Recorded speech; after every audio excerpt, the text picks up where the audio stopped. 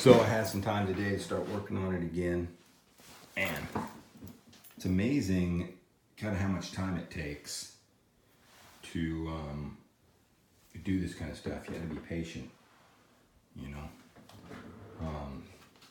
So I strung it up, tried to get some of that tension on the neck because my truss rod is loose. You know, it's all the way out. So any type of relief I'm going to get here is going to have to come from the strings. So I strung it up for the week. I put it down here. I tried to put a couple of books on here to try to kind of help it out and give it a little bit of thing. And I was hoping it would maybe go too far and I could bring it back with the truss rod and put it in place, but it really never did. But it actually, it kind of came a little bit. After like 4 or 5 days strung pretty tight, it kind of came back a little bit, and I ended up getting to the point where I could almost fit, you know, a piece of paper underneath here. And I think you want like a double piece of paper as a relief. When you touch a string here, so to measure that bow like that, you can slip a double piece of paper underneath there, and that's about what you want, a little tap. But I'm pretty close on it. So then I checked which strings are buzzing, and I looked on the internet, and there's a little trick where you take a piece of metal and straddle your strings and then try to see if it's rocking. You know, that one is, if that one's rocking. I mean, it's kind of obvious, but it's cool to look on YouTube and have someone tell you, you know, because it's kind of scary taking a file and start filing your frets. It's like, yeah, really? Is that so? That's what you do. I mean, you know, it's what you do, but you're still like kind of scared to do it. So I was looking around for this tool, and I found this really, you know, the Amazon cards are steel. I'm like, oh, that's fucking perfect. You turn it sideways and it works for these small struts, and turn it down here and it works for those. I was like, oh, wow. So you just put it on here and try to find if there's a high spot. You know, if you got a high spot, like right there, there's a little high spot right there. Bam. Turn it over just to make sure if you can see. Man, it's pretty good. It's just barely. That's really good. I don't know how far I need to go up. I'm really not going to play that there, I don't think, too often. So there's just a tiny high spot right there, so I'll mark it like this. Get another light on. Look at that fucking sick fan. That propeller. How cool is that thing? Bam. Alright, let's see. So then I got a little mark on it. And then you want to keep it rounded.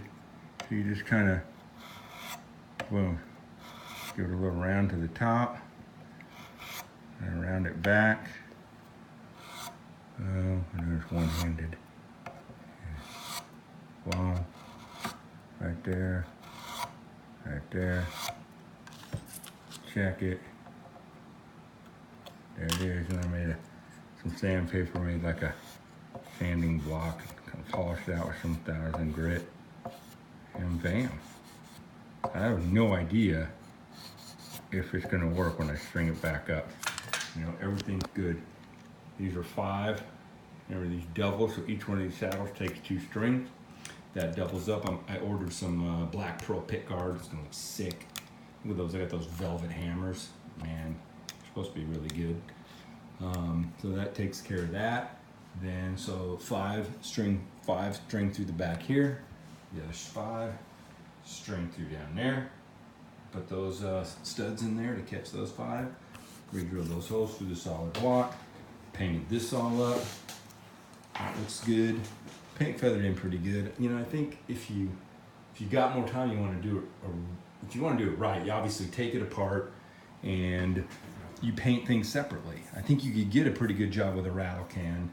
You can see right there. That's where I had the masking tape, and this is the new paint. This is the old paint, and I put a lacquer coat on it, and it's pretty good. I mean, if you look really close, you can see where it comes.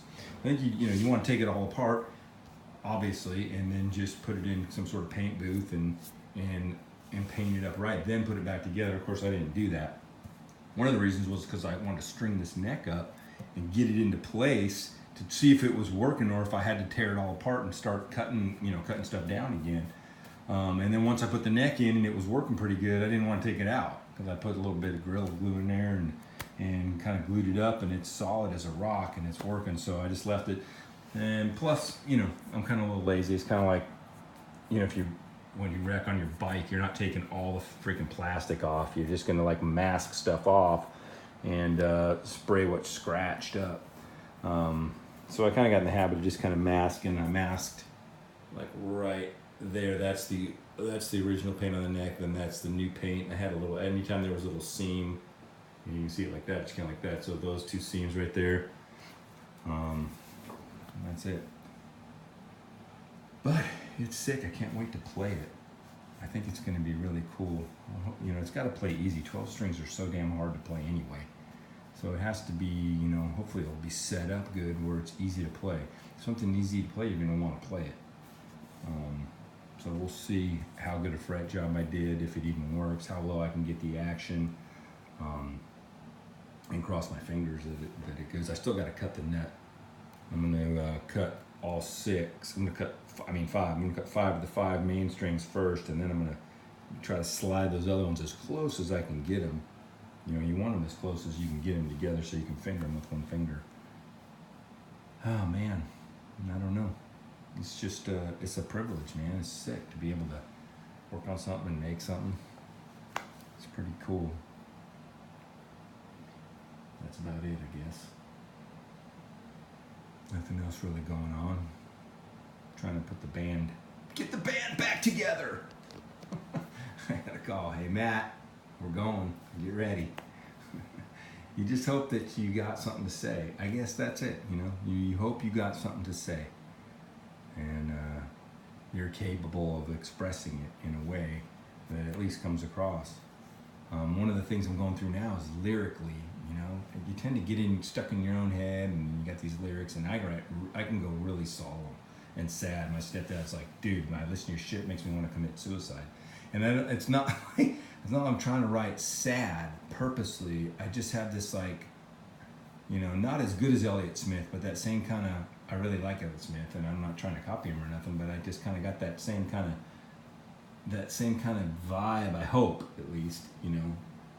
But I don't think Elliott Smith's tunes are like super popular because they're just like, like my wife says to me, it makes me want to commit suicide. She doesn't let me play it.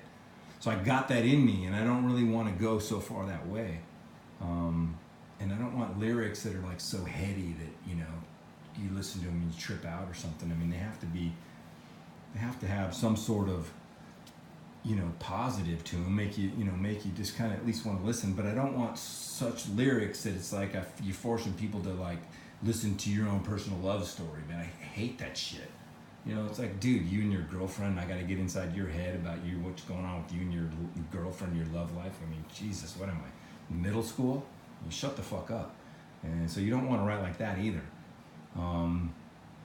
And lyrically, you don't want to go too like political or to pigeonhole yourself in a single like moment in time or a geographical region. Like the best art is going to be good 100 years from now, no matter where it is. I mean, look at Zeppelin's lyrics, perfect fucking example. I mean, what the fuck are they talking about? You don't even know, and it doesn't matter because 100 years from now, it's going to be just as good. Whereas some guy who's like writing about something that's happening right now in, you know, Los Angeles. Well, 50 years from now in Europe, it's meaningless. No one's going to give a shit what you had to say and what it was. It may be a hit song now, but no one cares.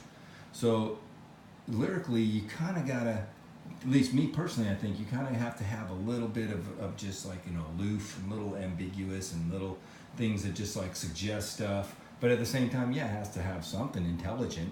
You know, that's a mind, as well as chords, lyrics are a mind into the soul, you know.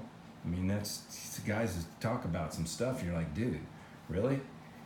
You know, you come across like you're some tough guy and you sing, and then the words you chose are just, I don't know, man. So it's critical. And then the other thing is, it's like, what kind of lyrics are you playing? Like me sitting home, you know, alone, thinking about whatever and writing. And then when you like, if you're out with your buddies and stuff like that, that's a different vibe. So do you write stuff that's like personal, or do you write stuff that's kind of like a little more public? And I don't know. That's why I don't know. The lyrics I've written in the past, sometimes I think they're really good, but they're just like almost too thought out. They're just too they're just too, I don't know what the word is for them. You know, I listen back now, it's like, yeah, obviously it didn't work. Obviously they weren't that good because there ain't nothing, I ain't never made no money off it. So it wasn't like, you know, your best friend's like, oh yeah, that's fucking great, but that's the only person. So I don't know what the answer is. And then if you're gonna sing your own shit, it's got to be easy to sing. You know, you can't write shit that you can't sing and play. So those are a lot of the thoughts. Those are some of the thoughts I'm giving to you right now because I got an idea of what kind of set I want to play. I got a vision of how lyrically it's kind of what I'm thinking about, what I'm seeing when I play. So I have like a visual, but I don't want to pigeon myself. Purposely, I don't want to. You know, I don't want to like pigeon myself into, oh, this is going to be all these great things and it's going to be about, you know, love and breaking up with the chick. Well, then, you know, next month you're like, and now I got this different thing going on and this is really where I'm going to be at as we take this band forward. And that's not really where I was. So, and those lyrics are, yeah, they're cool, but they're not fun or easy for me to sing every night. So that has to play a factor too. And I don't know what the answer is. We're about to find out. Later.